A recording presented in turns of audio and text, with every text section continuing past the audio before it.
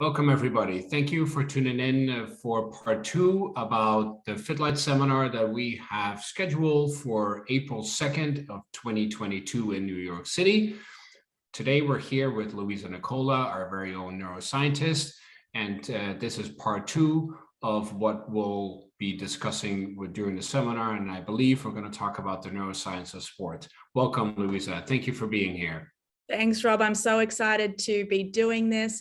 And hi, everybody. I'm Louisa. I'm the neuroscientist at FitLight, and I'm so excited to take you guys through this video 2, which is going to be more of an introduction into our seminar. And so for those of you who are just tuning in, just know that we've done a part 1, and part 1 was based on module 1 of our FitLight certificate.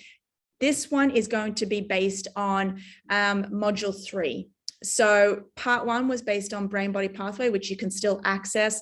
And part 2, we're going to be learning about cognitive performance. So Rob, cognition. One of the biggest, I would say, when we talk about neuroscience and sport, or how can we get an athlete to perform better, we generally think about cognition. And I think this is really underrated when it comes to this aspect of sport, especially amongst trainers. So I've put a bit of a definition here, and basically I've said that sports performance at the highest level requires a wealth of cognitive functions. Now, cognitive functions are attention, decision-making, and working memory, and we need all of these to be performing optimally so we can perform under pressure, or so we can get better within our given sport. So cognition can be fractioned into various subdomains of cognition that represent specialized mental functions. And these cognitive domains are, attention, decision-making, and working memory.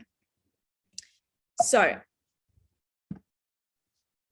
attention, if we split this up into 3 things, when we look at attention, it's our ability to process relevant goal orientation information and ignore the rest. Okay, and that's pretty hard to do whilst also, demanding your body to run fast, to catch a ball, to take care of the crowds around you, to the environment and the weather. So that's the aspect that we're looking at in sport when we talk about attention. Then we've got reaction time, which is one of the biggest things we talk about when we talk about neurotech such as FitLight. Reaction time is used as a measure to gauge the mental chronometry of the shift of attention. So when we look at the brain, for example, and for those of you who are just watching this and haven't seen part 1, in the certificate, we go through all areas of the brain and we really get into the nitty-gritty of neuroscience. So you become your own little neuroscientist, if you will. But when we look at the brain, your brain doesn't have room for storing so much information at the same time. So basically what it does is it shifts attention, and that the rate of speed that it shifts attention is what we know as reaction time.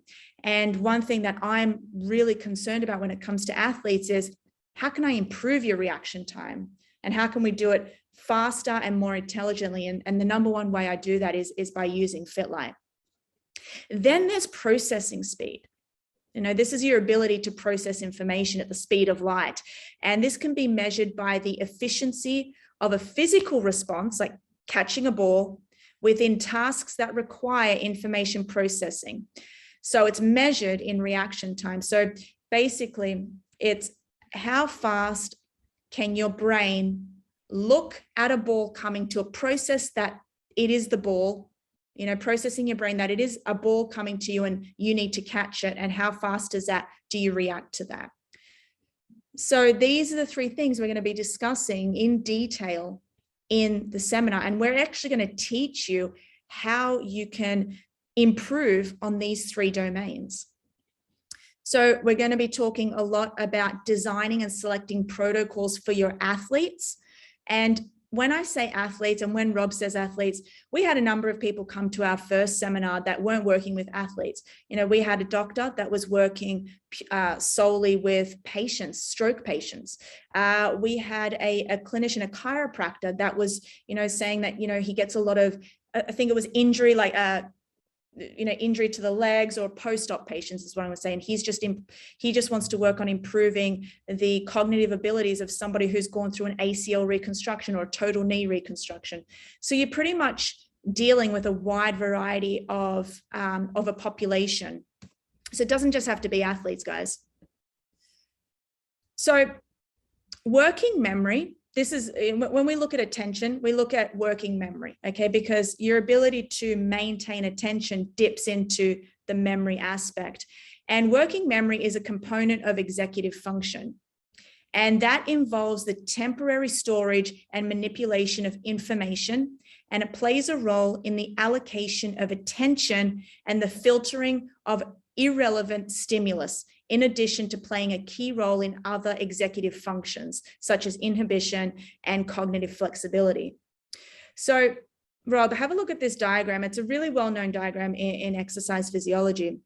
And when we're looking at performance in sports, these things here, imagery, perception, choking under pressure, decision-making, skill acquisition, skill training, these things are all necessities in the performance of sport, okay? NBA, NFL, tennis, golf. We need all of these things. In order to have them and get better at them, we need to maintain attention and working memory. Isn't that interesting? So attention sees to all these 6 parts of performance. Absolutely. Because if you look at, let's just look at decision-making, for example. When you look at when you go into the brain, let's say we dissect it, you have to, in order to make a good decision, you have to have good working memory, and you also have to be able to retain attention, right? And I think when it comes to me, as I'm getting older and there's more things in the back of my head, sometimes my attention is declining. Whereas when I was around, I would say at around 25, I was and I was at the peak of my athletic, I was a triathlete, I was at the peak of my athletic career. I was really able to maintain that attention because that was the only thing on my mind. But when you have, when you're injured, for example, that takes up attention and working memory, other things like that too. Would you say that something like, for example, meditation would also be good to do that, to well, not reset your brain, I guess, but to focus more? Yeah. And that's, when we look at something like calming down your nervous system, we can do things like breath work. We can do things like meditation. And these all work to lower the anxiety level in your brain and kind of quieten it down. But still, we have to be able to be working on the hardware, and that's done via FITLIGHts and other types of cognitive performance activities. So I'm going to pause this. So this is one of my athletes, guys, and he's a jiu-jitsu. He's really big in jiu-jitsu athlete, I think it is, Rob. Yep. Anyway, so I want you to know, Rob, what do you notice in this? I'm going to play the clip. I want you to dig deep into your neuroscience skills and tell me what you notice here.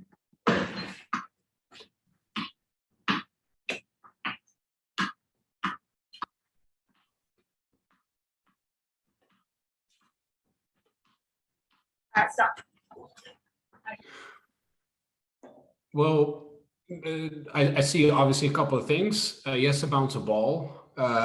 He has to focus on which light will go on or is going on, is activated, I guess. There's also an auditory stimulus, a beep that you hear, and obviously some agility work all together executed pretty well, I guess. Yeah. So we're using so many cognitive domains here. Okay. So he's using reaction time. He's got to hit the ball. He's also using reaction time to hit the lights. He's got to do, like you said, sensory information, okay, and also motor work. But something that is really important to point out, and everyone coming to the seminar will learn this, I'm getting him to hit and deactivate the lights with his left foot whilst bouncing the ball with the right hand. Right. Yes. And what do we know about the left and right brain hemisphere? it works the opposite way. So Yeah. the right side of your brain operates the left side of your body. Yeah, and right side of the brain controls the left side of the body. So I'm getting him to do contralateral work, thinking to himself, we've got to hit the ball with the right hand and we've got to hit the lights with the left hand. That is also creating more neural pressure.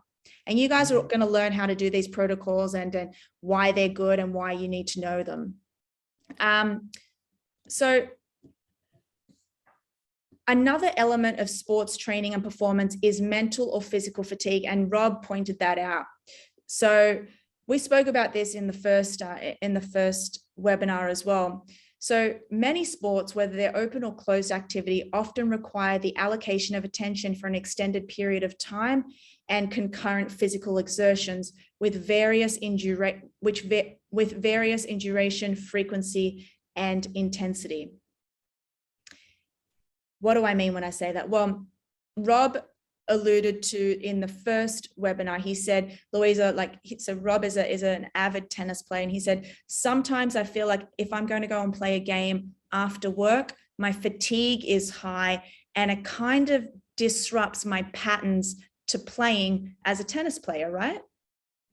Correct. What's very important for people that don't play tennis is that when a ball comes, you have to step in, turn your body and basically hit through the ball, as they call that.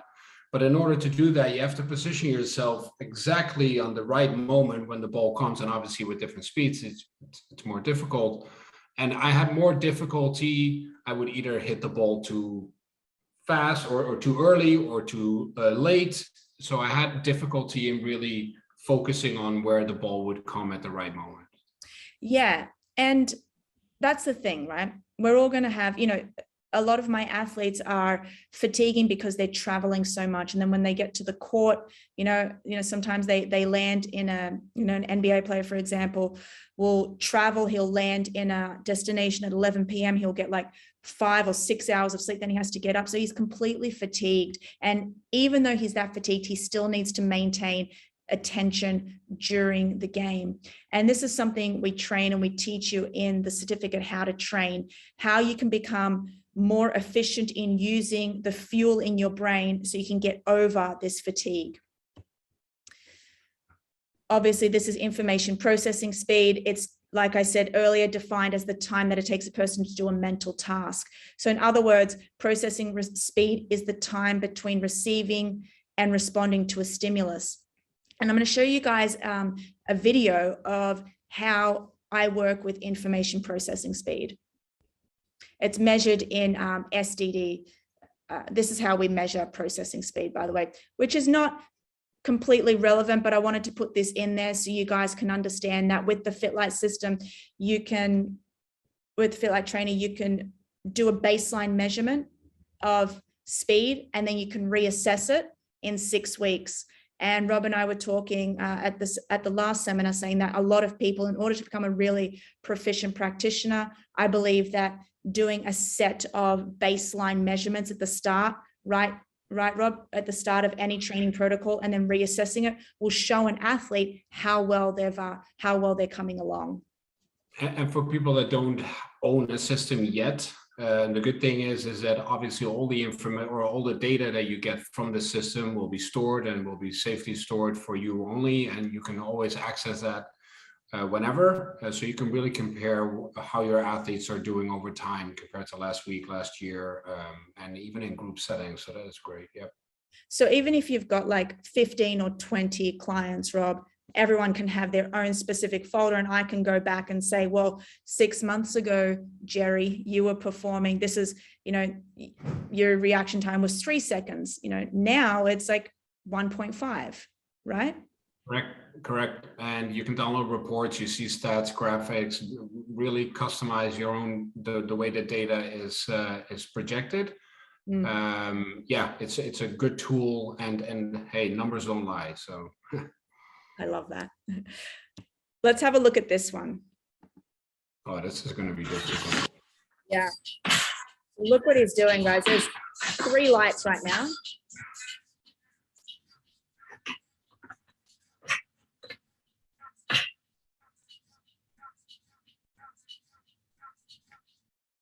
So I'll play it again, but I'm going to tell you what he's doing. There's so many things happening. And by the way, this is an athlete that's been with me for quite some time. We've got 3 lights set up, but for each light, he has a different command. So I said to him, with the light that's standing up in front of him, he has to hit it with his left hand. Okay.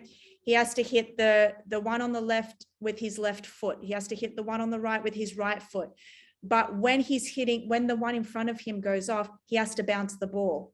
And he also has to maintain, when he's on this Bouw ball, he also has to maintain stability. So this is taking in all of the focus, all of the domains of cognitive performance that we just spoke about.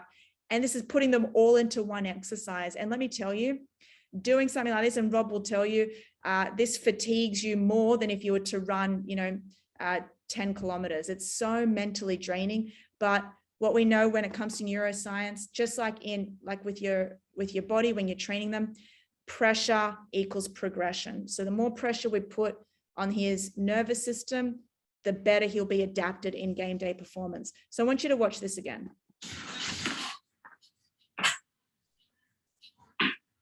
See, bounce the ball, hit the light.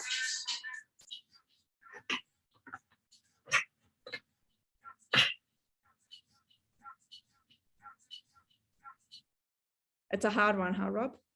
Wow. And I was wondering if, like, when somebody keeps balance, like he is on the balance ball, I guess, does that affect both sides of the brain, because it's both your left leg and right leg? Yeah, well, the exciting thing about this is we're using an area of the brain. It's called the little brain. It's the cerebellum, and it sits underneath the brain. It's separated. I believe that's your favorite part of the brain. There you go. That was a question in the test. We're going to change the test, guys. But that area of the brain is my favorite part of the brain, but it also controls things such as posture and balance. And it's so important to be training this. And we don't often get to train this in a sports specific environment unless we understand the neuroscience of it. So this is one of our FitLight ambassadors. And I want you to see how fast he is reacting to the lights. And by the way, I put this video up to show you all that we also have a board at FitLight. Rob can talk to you about this board. What is this board? Is this a static board, Rob? It's called a vision board. It comes on a big tripod. It comes in a carrying bag. So it's easy that if you want a setup with lights, but you can't put them on a wall, if you travel, if you're not at your own facility, then this is a great way to still have a static setup in front of you, where you can do eye-hand coordination, as you will see Shay Pierre doing in this video, he does it at an insane speed, by the way. So look at him reacting, and he's got somebody behind him throwing the ball. So this is extremely difficult.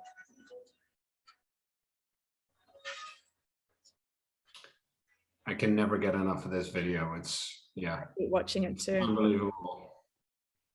So that's the end of today's webinar. Rob, let's go through some questions regarding the April seminar. So very excited. It's a one-day seminar, and it's going to be comprised of going through neuroathletics, and we're going to be looking at the neuroscience of sport. We're going to be learning all about the lobes of the brain, and we're also going to be learning about FitLight. So for anybody out there who's already got a system and they're thinking, you know what, I've got a system, but I don't really know how to use it in sport, or I really don't know some of the protocols, like how do I use it for different population groups? We're going to be talking about that. We did, for the people that didn't attend the last seminar, we had people that have been using FitLight for longer than I've been with FitLight. We had people that didn't even have a system yet.